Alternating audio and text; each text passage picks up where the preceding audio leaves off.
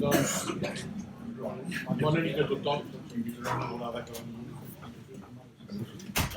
Moltes gràcies a tots per acompanyar-nos avui aquí, malgrat la pluja que a última hora doncs,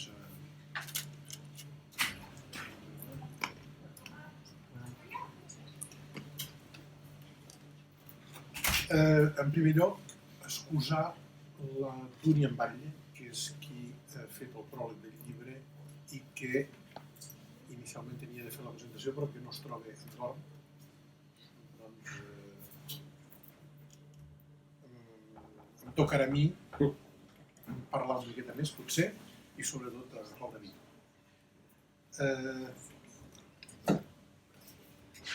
Allò que som per això som aquí avui, per presentar el llibre Allò que som. Com es va iniciar? Es va iniciar, evidentment, amb l'escriptura d'uns textos del David, que em va donar a llegir, em va donar 2 plecs enormes a llegir. L'un era el...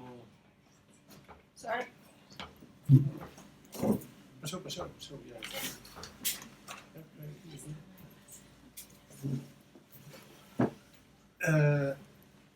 2 plecs. L'un era el primer llibre que va editar ell, Cartes mortes, que jo no havia llegit, que desconeixia, i l'altre era tot un plec de coses que em va dir a veure si les llegia, a veure si m'interessava. Com que soc com soc, vaig començar per llegir les Cartes mortes. I quasi m'hi quedo.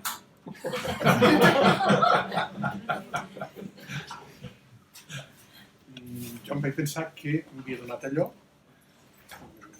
però resulta que no, que allò ja estava editat i doncs vaig començar després a llegir l'altre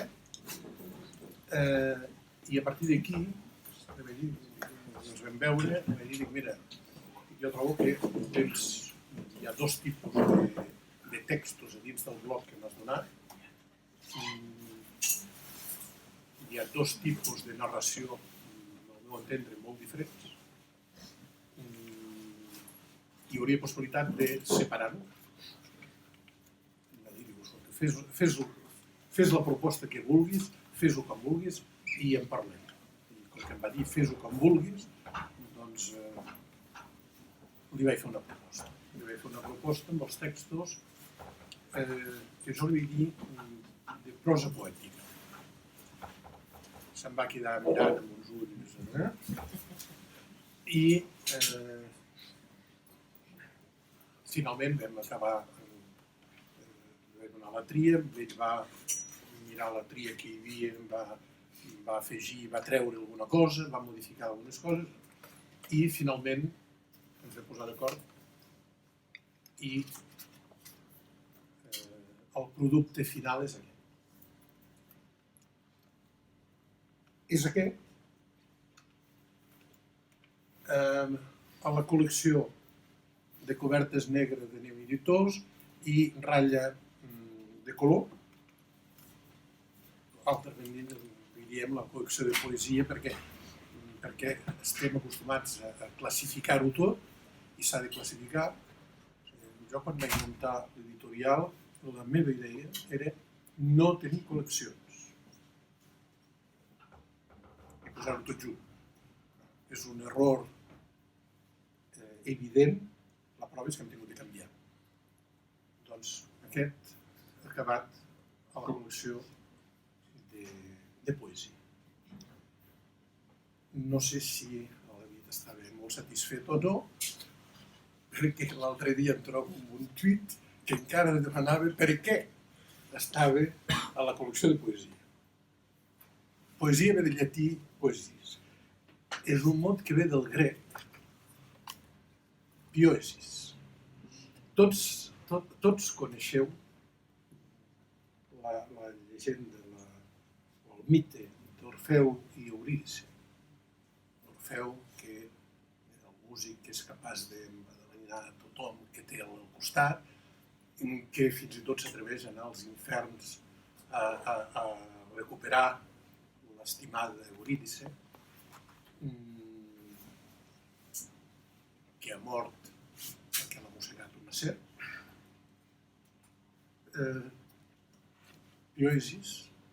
Poesia ve d'aquest mite.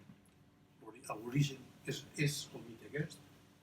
I amb el primer sentit del mot grec és creació.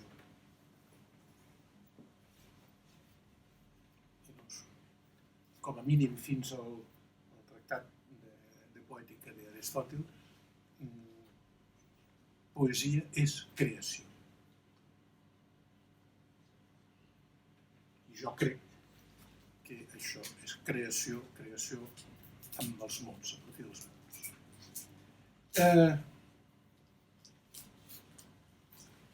Creació a partir dels mots? O potser no.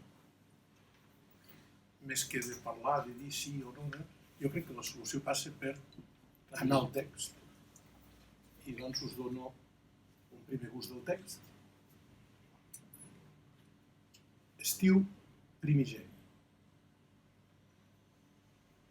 Caçar culleretes al cop. Jugar a futbol com tothom. Atrapar gripals. Saltar els bassals. I a la nit caure mort com un plom.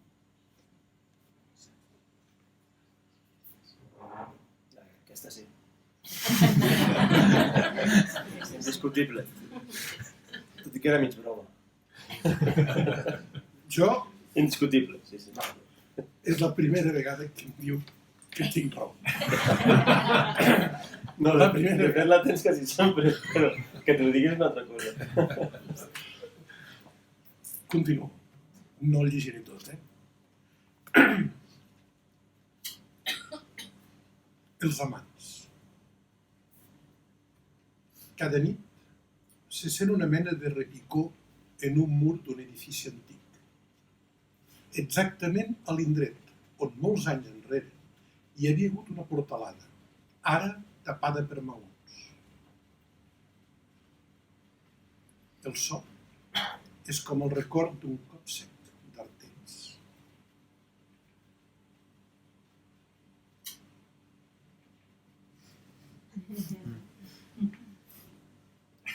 Creació.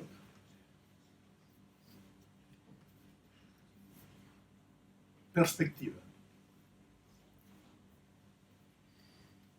El que per l'un són minúcies esdevé qüestió de vida o mort per l'altre. Buscar exemples. Una brisa sobtada per un ciclista. I pel qui asseca el tabac. Una nevada per l'indigent.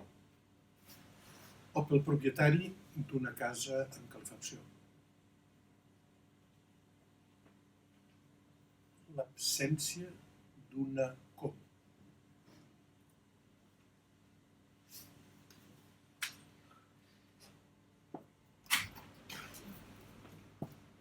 Erecció. Descriure al detall una lluita de boles de neu entre canalla. Per equips. Despietada. Amb nassos que sagnen i ulls blaus.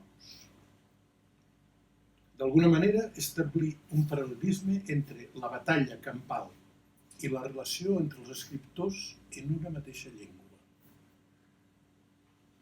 El líder del grup de canalla, guanyador, li erigeixen una estàtua de neu. Sàtira de la idiotesa, de l'ambició i de la fama literàries. L'escena final és un gos que pixa contra els peus de l'estàtua que, de tota manera, ja es comença a desfer.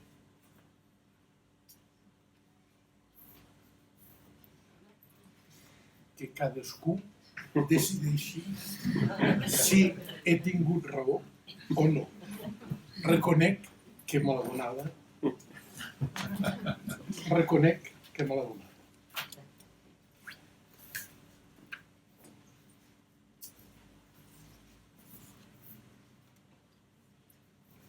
Abans d'acabar i passar-li la paraula, em permeto llegir els 2 últims paràgrafs del pròleg de la Dunya en Vall. Allò que som, diu, són 1001 nits d'històries nuades i deslligades, que no comencen mai perquè mai no tindran fi. No són relats, perquè és un recull que ens parla de l'escriptura. Com en un mirall que reflecteix a l'infinit la mateixa imatge, ens endinsem dins la dificultat i el plaer de la creació, el naixement de la idea, just abans de la seva construcció. Assistim a l'aparició del brot, apenas visible, abans de la flor, desplegada i triomfant. Instant subtil, tan i tan tènue que l'ull de la mort ens esguarda en tot moment. Efectivament, el llibre parla de l'escriptura. Jo no aniré més lluny. En tot cas, que cadascú, a partir del planteig que he fet,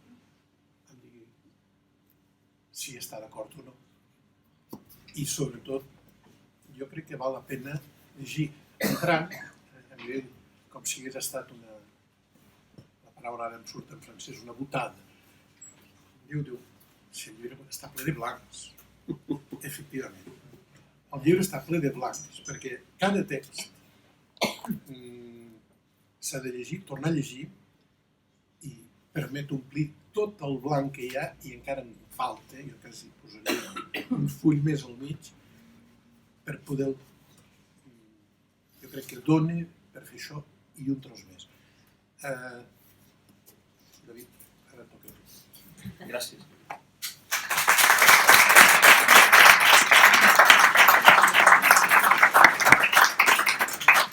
Jo crec que aquesta darrera que has fet és l'explicació que una mica l'explicació que em vas donar quan em vas explicar que els textos o el llibre acabaria formant part de la col·lecció de poesia. I aquesta explicació sí que em sembla molt bona, molt vàlida, en el sentit són textos que haurien de permetre poder-los llegir ràpidament, perquè veureu que és un text que respira molt, un llibre que respira molt, que té textos molt petits, però penso que la intensitat dels textos sí que permet això que dius tu, de tornar-hi a revisar-ho i de tornar a sentir-los, i en aquest sentit sí que entenc la classificació perfectament com a poesia. I el fet de tenir o no raó és que és igual, és que és totalment indiferent, perquè els que sou lectors dels meus llibres ja sabeu que... Em sembla que la Roser feia la pregunta l'altre dia de si sabríem què serà això, no? Què serà aquest llibre? A banda d'algun que és molt clar que és de relats o... La forma que acaben prenent els llibres és una cosa que tampoc té massa importància. L'etiqueta exacta tampoc té massa importància. Llavors, estic perfectament satisfet. Vull dir, que em sorprenguin quan els ubiquen en un calaix o en un altre, em sembla fantàstic. I la dificultat a l'hora de poder parlar-ne i d'explicar el què, també em sembla fantàstica perquè una mica us obliga a vosaltres, si en teniu ganes, a llegir-los, que és del que es tracta, i a prendre decisions després de si voleu classificar o no i com. I com que jo no havia preparat res, és a dir, jo no sabia ben bé ni què diria el Josep, ni havia preparat res, i tampoc m'interessa especialment parlar del llibre, tot i que sigui l'excusa, és el que fa que ens trobem avui aquí, però el llibre és això, és una confluència de moltes coses, no? I finalment, avui m'he acabat adonant que potser sí que havia de preparar alguna coseta abans de venir, ni que fossin uns apunts, unes notes que després puguis ignorar, evidentment. I tinc un amic que ahir em va preguntar com portava la preparació de la presentació i clar, li vaig dir, doncs, de moment no m'estic preparant res, penso que no val la pena. L'he escrit jo, el llibre aquest, segur que l'he escrit jo, l'he rellegit moltes vegades en els últims mesos, tot i que no es pugui parlar molt de què va, penso que me'n sortiré, no? Que seré capaç de dirigir-me al públic i parlar del llibre una estona. Avui m'ha tornat a fer la pregunta, un amic molt cordial, i que encara continues sense haver preparat res. I, evidentment, segueixo sense preparar res, no sé ni què dirà l'editor, per tant, ja improvisarem alguna cosa. Tot això ve fins un parell d'hores abans de la presentació, en què te n'adones que potser aquest amic una mica de raó tenia, i hem fet això, no? Hem preparat unes notes que després he passat a desubicar. Per tant, ho he recuperat tot, finalment. El primer full, que vindria a ser aquest, amb 4 notes, parlant una mica de coses que tu ja has tocat, el treball conjunt amb l'editorial, el com es va formant un llibre que en principi era molt més extens i s'ha anat afinant i s'ha anat destil·lant. També volia explicar una part que tu potser no hi has entrat tant, la part de propostes que des de l'editorial em feu perquè continuï escrivint una sèrie de textos que no existia i com es va creant aquest llibre que en principi no és ben bé el que vam plantejar d'entrada. He fet una sèrie de notes, com dic, això després ho he perdut, aquest full l'he perdut, amb la qual cosa, mitja hora abans d'agafar el cotxe, me n'he adonat que valdria la pena potser fer una segona passada amb 4 notes que només parcialment coincideixen amb les primeres. Evidentment, la llei de Murphy fa que tan bon punt acabes d'escriure aquesta, retrobes l'altra a la butxaca. Anem a la tercera. No, aquí he parat. Ara tenim 2 versions de les notes. Tenim aquesta història de l'autor que ha de fer una presentació i pobret no sap ben bé què dir i fa aquesta pantomima i crea un relat que potser podria ser part del recull. I aquí, en el llibre passa també, que hi ha relats que surten en 2 versions o en 2 formes diferents. Te'l trobes en un primer moment, el llegeixes, passes, avances, i al cap d'unes pàgines te'l tornes a retrobar d'una altra manera. El relat ha canviat, no és ben bé el mateix, l'angle et sona, però aquí està passant una mica el mateix. No? Aquest relat, si ara fos part del llibre, es bifurcaria, tindríem la possibilitat de fer una presentació o una altra, i fins i tot en una de les versions tindríem la possibilitat de preguntar al públic si voleu que triï algun dels punts que he apuntat per desenvolupar. Què us semblaria? A o B? B.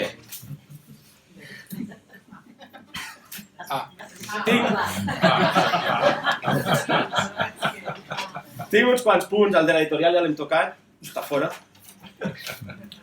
Llibre, tipologia de textos, com s'ha conformat, fora. Hi ha una anècdota aquí, potencial, l'anècdota Kafka. Si voleu, puc explicar l'anècdota Kafka. L'anècdota Kafka és molt fàcil. Fa un parell de dies a Twitter trobo que una editorial catalana, com a Negra, acaba de treure un recull preciós de textos molt breus de Kafka. Escric a l'editor i li demano, em pots passar l'índex a veure què hi ha? Em passa l'índex, textos fantàstics, i se m'acut agafar els llibres que tinc de relats més breus de Kafka i fer un cop d'ull a veure quins tinc i quins no. Si val la pena comprar el llibre, que val la pena, perquè es veu que és una nova traducció fantàstica. Agafo un dels llibres de Kafka de relats molt breus i em poso a veure quins tinc i quins no, i què trobo?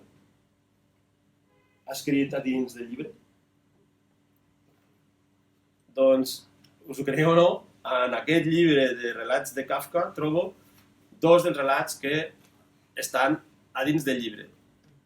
Escrits fa 25 anys en un viatge de bus de Barcelona a Andorra. Tal qual, quasi no hi ha ni una coma canviada. El que vol dir, i per això no parlo del llibre, parlo del que hi ha al voltant del llibre, de l'editorial, de la lectura.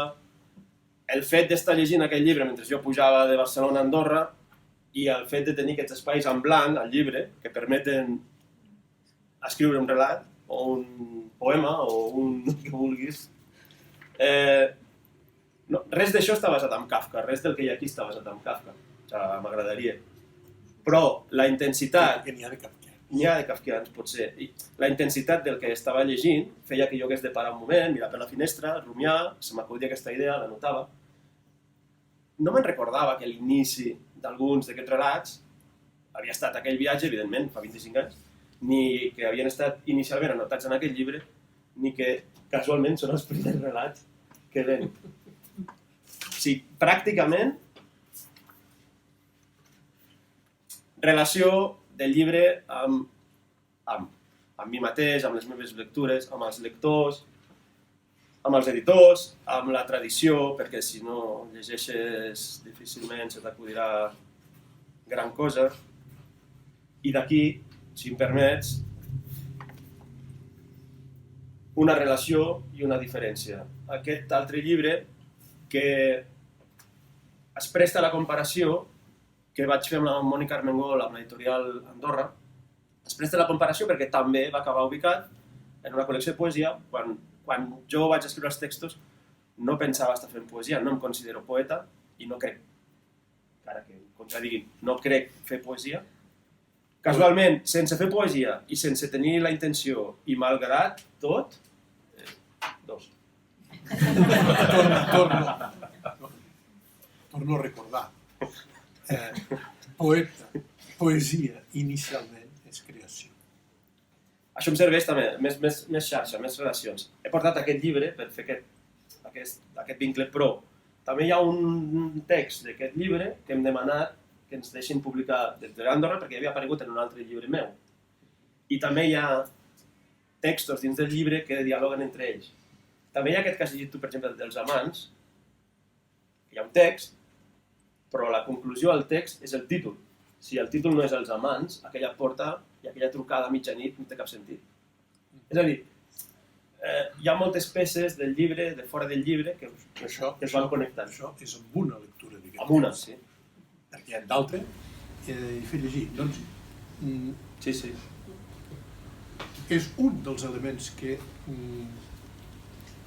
permet. Aquest és un altre dels punts que dialoga amb la tradició. És a dir, jo evidentment això no m'ho invento, agafo coses que he vist que m'han agradat abans, doncs els quaderns de notes del fulanito, els relats de Borges que fa això, que en comptes de fer la novel·la t'explica com seria. Això m'interessa més aquest joc que realment posar-me a la feina de desenvolupar-ho tot. Et diria al revés, m'interessa més la feina d'anar reduint això a la mínima expressió, fins que quedi polit com un poema. Justament. Moltes gràcies. És a dir, són totes les novel·les que no escriuràs, aquestes. Sí, perquè ja no m'he de gust, no tinc temps. Però està molt bé de deixar això com a material perquè d'altres ho facin. En aquest cas, trobo que n'hi ha alguns que pot ser... Ets molt generós, com a editor, ets molt generós. Ara em poso, m'he situat a dins del cos docent, que poden ser elements de partida per treballs i és fàcil. Perquè el que costa moltes vegades és establir aquests plans. Com aprendre a fer això? Aquí està fet. De vegades la part aquesta més, no dic mecànica, la part de desenvolupar això, a mi de vegades no m'interessa. Si ve d'altres vegades no pots evitar-ho. La trama és tan potent o el que has d'escriure o el que has de dir s'imposa tant que no pots evitar-ho. Però de totes les trames possibles, jo crec que hi ha marge per tot. Per fer i per deixar fer i per polir i per... No sé, si voleu aprofitar, ja que us heu hagut de desplaçar, veig que hi ha gent que s'ha pentinat i tot. Podríem triar un punt més per no fer-ho tan curt. Què us sembla? A veure, teníem A i B. Hem fet... Què hem fet? Un tros del B. Ah, no, ja sé, l'anècdota Kafka no s'havia acabat. Calla, que ho tinc tot preparat, fa dies que s'ha fet. No, l'anècdota Kafka no s'havia acabat, per què? Perquè l'altre dia li explicava a l'Oliver justament, no? Aquesta anècdota que havia trobat aquests textos en un llibre quan no m'ho esperava i com pot ser que casualment obris aquell llibre, surti aquest text, miris la data i faci 25 anys, no? I que no tots són antics, hi ha de tot. N'hi ha de molt recents, n'hi ha de fets expressament del llibre. Li explicava com d'estranys i com de potents eren alguns d'aquests textos de Kafka que tu em demanaves, no? La narrativa més extensa, la novel·lística de Kafka potser és molt complexa, molt lenta, molt pesada, però aquests textos breus de Kafka són tan impressionants, tan potents, i en parlàvem, no? T'explicava una mica això, i et mencionava un text que dic, si mai un d'aquests textos fes la impressió a algú que a mi em va fer aquest text concret de Kafka, ja pagava la pena. I clar, l'he portat. Sí, m'agrada. Això s'ha afegit una altra tinta, ho veus? Sí, és un pensament ja posterior quan ja estic a punt de sortir. És una traducció al català no massa bona, però s'entendrà el gest. Si hom fos realment un indi, sempre a punt i sobre un cavall galopant, oblic en l'aire, vibraria breument a cada passa sobre la terra tremolosa, fins a deixar els esperons. Llavors, no hi hauria esperons. Fins a llençar les regnes. Llavors no hi hauria regnes. I al davant només veuria la terra com una bruguera, com un bruguerà segat arran, ja sense el coll ni el cap del cavall. Desig de ser indi, Kafka, 1913, aproximadament, m'ho estic inventant. Què? Kafka s'ha acabat, ara sí, Ja no sé si em queda res, Això està responent aquí. A l'At quedava alguna cosa. Diàleg constant. Això ja ho he dit, sí, el diàleg amb tu mateix, amb la tradició, amb l'entorn, amb el lector, això ja ho he dit. Sí, i la part de aquests textos, com que són tan curts i damunt de la pàgina, mireu aquest que és bonic, que només fa mitja ratlla. Això és l'ideal per mi. Que algú imprimeixi un llibre, un editor es gasti els calés per publicar una pàgina que hi ha una paraula de 4 lletres, mitja frase i el número. No anava per aquí. Deia, el fet de que el text sigui tan breu, no sempre són així, però que molts d'ells siguin així i que hi hagi tant d'aire, fa la sensació això, que són uns textos que estan aïllats. I justament la primera part desenvolupava aquesta idea, no? De com estan aïllats però al mateix temps una cosa connecta amb l'altra, els textos entre si, etc. I acabava parlant d'aquest diàleg que s'estableix entre llibre i gent, entre llibre i tradició, etc. Aquest em sembla que ja el podem cremar. Vida. L'eco, la veu d'un reflex dins d'un mirall.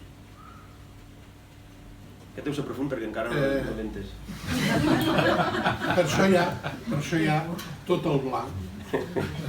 No, si el llegeixes 2 o 3 vegades sí que vas veient alguna cosa.